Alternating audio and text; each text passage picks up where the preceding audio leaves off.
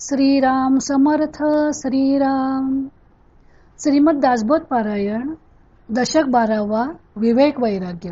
समास 8वा. काळरूप. श्रीराम मूळ माया जगदेश्वर, पुढे अष्टधेचा विस्तार, सृष्टीक्रमे आकार, आकारला श्रीराम. प्रथम मूळ माया म्हणजेच जगदीश्वर होता. त्यापासून अष्टधा प्रकृतीचा विस्तार होऊन यथानुक्रमे सर्व दृश्य सृष्टी स्थूल रूपाने आकारास आली. हे अवघेच नसता निर्मळ, जैसे गगन अंतराळ, निराकारी काळ वेळ, काहीच नाही श्रीराम. ज्यावेळी हे काहीच नव्हते तेव्हा निर्मळ गगनासारखे निराकार निश्चल परब्रह्म तेवढे एकले एक होते. त्या निराकाराच्या ठिकाणी काळ वेळ इत्यादी काहीच नव्हते.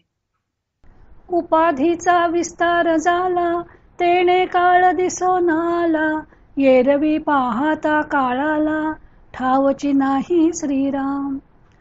उपाधीचा विस्तार झाला तेव्हा काळ वेळ वगैरे दिसून येऊ लागले. उपाधी नसताना काळाला काही अस्तित्वच नाही. एक चंचळ एक निश्चळ, या वेगळा कोठे काळ, चंचळ आहे तावत काळ, काळ म्हणावे श्रीराम. एक चंचल आणि एक निश्चल परब्रह्म हे दोनच प्रकार आहेत. या वेगळा काळ हा तिसरा प्रकारच नाही. जोपर्यंत चंचल आहे तोपर्यंत चंचलाच्या सापेक्षतेने काळ ही संज्ञा द्यावी लागते. आकाश म्हणजे अवकाश, अवकाश बोलिले विलंबास, त्या विलंब रूप काळास, जाणून घ्यावे श्रीराम. आकाश म्हणजे अवकाश होय. विलंबालाच अवकाश असे म्हणतात. काळ हा विलंब रूप आहे. त्याचे स्वरूप जाणून घ्यावे. सूर्याकरिता विलंब कळे, गणना सकाळांची आकळे, पळापासून निवळे, युगपर्यंत श्रीराम. सूर्यामुळे आपल्याला काळ कळतो. आपण काळाची गणना एका पळापासून एका युगापर्यंत करू शकतो. पळघटिका प्रहर दिवस, अहोरात्र पक्ष मास, षडमास वरी युगास, ठाव झाला श्रीराम. पळ घटिका प्रहर दिवस अहोरात्र पक्ष मास 6 महिने याप्रमाणे आपण युगापर्यंत कालगणना करू शकतो. ऋतत्रेत द्वापार कळी, संख्या चालली भूमंडळी, देवांची आयुष्ये आगळी, शास्त्री निरोपिली श्रीराम. त्यानंतर कृत त्रेता द्वापार आणि कली अशी 4 युगे या भूमंडळावर चालत आली आहेत. याखेरीज देवांची आयुष्ये वेगवेगळ्या शास्त्रात वर्णिली आहेत. ते देवत्रयाची खटपट, सूक्ष्म रूपे विलगट, दंडक सांडिता चटपट, लोकांस होते श्रीराम. या तिन्ही देवांची कार्ये सूक्ष्म रूपाने पण जिव्हाळ्याने चाललेली असतात. लोकांनी नीती नियम मोडले तर त्यांना पश्चातापाची पाळी येते. मिश्रित त्रिगुण निवडेना, तेने आद्यंत सृष्टी रचना, कोण थोर कोण साना, कैसा म्हणावा श्रीराम. तिन्ही गुण एकमेकात मिसळलेले आहेत. ते वेगळे करता येत नाहीत. आरंभापासून ते शेवटपर्यंत सर्व सृष्टीची रचना त्यांच्यामुळेच झाली आहे. तेथे कोण लहान आणि कोण थोर हे कसे म्हणावे. असो ही जाण त्याची कामे, नेणता उगाच गुंते भ्रमे, प्रत्यये जाण जाणो वरमे, ठाई पाडावी श्रीराम. असो ही शहाण्या माणसाची कामे आहेत. अज्ञानी उगाच भ्रमाने गुंतून पडतो. अनुभवाने यातील रहस्ये जाणून घ्यावीत. उत्पन्न काळ सृष्टी काळ, स्थिती काळ संहार काळ, आद्यंत अथवा अवघा काळ, विलंब रूपी श्रीराम. काळाला प्रसंगानुसार निरनिराळी नामे प्राप्त होतात. उत्पन्न काळ, सृष्टी काळ, स्थिती काळ, संहार काळ इत्यादी. आरंभापासून शेवटपर्यंत काळ हा विलंब रूपच असतो. जे जे जये प्रसंगी झाले, तेथे काळाचे नाव पडिले, बरे नसेल अनुमानले, तरी पुढे ऐका श्रीराम. ज्या ज्या प्रसंगी जे जे घडते त्या त्यानुसार काळाला नाव पडते. तर्काने जाणता येत नसेल तर पुढे सांगतो ते ऐका. पर्जन्य काळ शीत काळ, उष्ण काळ संतोष काळ, सुख दुःख आनंद काळ, प्रत्यय येतो श्रीराम. पर्जन्य काळ, शीतकाळ, उष्ण काळ, संतोष काळ, सुख दुःख आनंद काळ यांचा प्रत्यय आपल्याला येतो. प्रातः काळ, मध्यान्ह काळ, सायंकाळ, वसंत काळ, पर्व काळ, कठीण काळ, जाणीजे लोकी श्रीराम. प्रातः काळ, मध्यान्ह काळ, सायंकाळ, वसंत काळ, पर्व काळ, कठीण काळ इत्यादी लोक जाणतातच. जन्मकाळ, बाळत्व काळ, तारुण्य काळ, वृद्धाप्य काळ, अंतकाळ, विषम काळ, वेळ रूपे श्रीराम. जन्मकाळ, बाल्यकाळ, तारुण्यकाळ, वृद्धापकाळ, अंतकाळ, विषमकाळ हे वेळेनुसार प्राप्त होतात.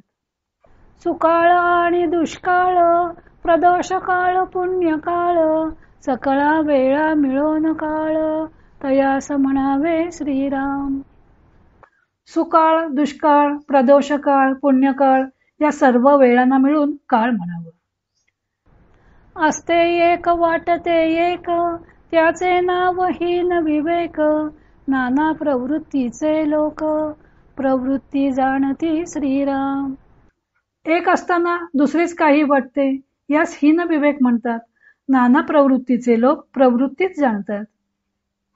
प्रवृत्ती चाले अधोमुखे, निवृत्ती धावे ऊर्ध्वमुखे, ऊर्ध्वमुखे नाना सुखे, विवेकी जाणती श्रीराम. प्रवृत्ती अधोमुखाकडे म्हणजे अनेकत्वाकडे जाते, तर निवृत्ती ऊर्ध्वमुखाकडे म्हणजे एकत्वाकडे धावते. एकत्वामुळेच नाना सुखे प्राप्त होतात, हे विवेकी लोक जाणतात. ब्रह्मांड रचना जेथून झाली, तेथे विवेकी दृष्टी घाली, विवरता विवरता लाधली, पूर्वापार स्थिती श्रीराम. ज्या निश्चय परब्रह्मापासून ब्रह्मांड रचना झाली, तेथे विवेकी लोक आपले लक्ष केंद्रित करतात आणि त्याचे अनुसंधान करता करता त्यांना पूर्वापार स्थिती म्हणजे परब्रह्माशी तादात्म्य प्राप्त होते. प्रपंची असोन परमार्थ पाहे, तेही ये स्थिती ते लाहे, प्रारब्ध योगे करून राहे, लोकांमध्ये श्रीराम. जो कुणी प्रपंचात असून याप्रमाणे परब्रह्माचे निरंतर अनुसंधान करतो, त्यालाही परमार्थाची प्राप्ती तो प्रारब्धाच्या योगाने लोकात राहत असला तरीही होते. सकळांचे एकची मूळ, एक जाणते एक बाष्कळ, विवेके करून तत्काळ, परलोक साधावा श्रीराम. निर्गुण निराकार परब्रह्म हेच सर्वांचे मिळून एकच मूळ आहे. काही लोक शहाणे असतात, काही मूर्ख असतात. शहाण्या लोकांनी विवेक करून तत्काळ परलोक साधावा. तरीच जन्माचे सार्थक, भले पाहाती उभये लोक, कारण मुळीचा विवेक, पाहिला पाहिजे श्रीराम. असे केले तरच मनुष्य जन्माचे सार्थक होते. भले लोक असतात तेच इहलोक आणि परलोक या दोन्हींचा विचार करतात. म्हणून विवेकाने मूळ परब्रह्मापर्यंत पोहोचले पाहिजे.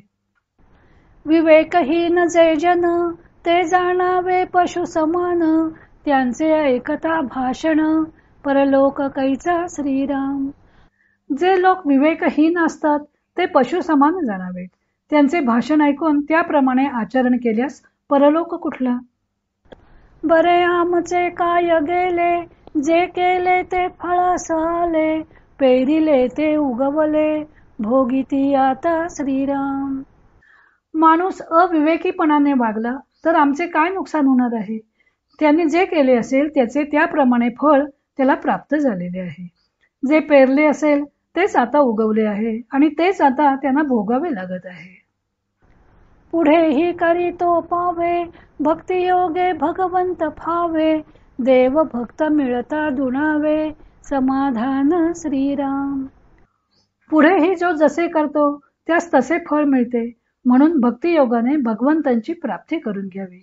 देवभक्ताचे मिलन झाले की समाधान दुपटीने वाढते. कीर्ती करून नाही मेले, ते उगेच आले आणि गेले, शहाणे होऊन भुलले, काय सांगावे श्रीराम. जे मरणापूर्वी कीर्ती संपादन करीत नाहीत ते जगात उगाचच येतात आणि जातात. शहाणे असूनही बोलतात. याला काय म्हणावं? येथील येथे अवघेची राहते, ऐसे प्रत्ययास येते, कोण काय घेऊन जाते, सांगा नाका श्रीराम. येथील सर्व वस्तू व्यक्ती येथेच राहतात, ही गोष्ट तर नेहमीच अनुभवास येते. मरताना कोण काय घेऊन जातो, जरा सांगा तर खरे. पदार्थी असावे उदास, विवेक पाहावा सावकाश, येणे करिता जगदीश, अलभ्य लाभे श्रीराम. म्हणून दृश्य पदार्थाविषयी अनासक्त राहून सावकाश सारासार विवेक करीत असावे, म्हणजे विवेकाच्या योगे जगदीशाचा अलभ्य लाभ होतो. जगदीशा परता लाभ नाही, कार्याकारण सर्व काही, संसार करीत असताही, समाधान श्रीराम. जगदीशाहून श्रेष्ठ दुसरा लाभ नाही. योगायोगाने सर्व काही होते. या भावनेमुळे संसारही समाधानच कारण होतो. मागा होते जनकाधिक, राज्य करिता ही अनेक, तैसेचे आता पुण्यश्लोक, कित्येक असती श्रीराम. पूर्वी जनकाधिकांसारखे अनेक राजे राज्य करीत असतानाही मुक्त झाले. त्यांच्यासारखे पुण्यश्लोक आताही अनेक आहेत. राजा असता मृत्यू आला, लक्ष कोटी कबूल झाला, तरी सोडी ना तयाला, मृत्यू काही श्रीराम. एखादा राजा असताना त्याचा मृत्यूकाळ आल्यावर त्याने मृत्यूला लक्ष कोटी द्रव्य देण्याचे कबूल केले, तरी काही केल्या मृत्यू त्याला सोडित नाही. ऐसे हे पराधे न जिणे, यामध्ये दुखणे बहाणे, नाना उद्वेग चिंता करणे, किती म्हणून श्रीराम. असे मानवाचे जिणे अत्यंत पराधीन आहे. त्यातच दुखणी बाणी, नाना उद्वेग, नाना चिंता यांनी माणूस त्रस्त होतो, ते किती म्हणून सांगावं. हाट भरला संसाराचा, नफा पाहावा देवाचा, तरीच या कष्टाचा, पर्याय होतो श्रीराम. याप्रमाणे हा संसाराचा बाजार भरलेला आहे. या देवाची प्राप्ती हा नफा कसा मिळेल ते आधी पाहावे. त्यासाठी कसून प्रयत्न करावेत, तरच सर्व कष्टांचा मोबदला मिळतो. जय जय रघुवीर समर्थ. श्रीराम जय राम जय जय राम. इति श्री दासबोधे गुरुशिष्य संवादे काळरूप नाम समास 8वा समाप्त.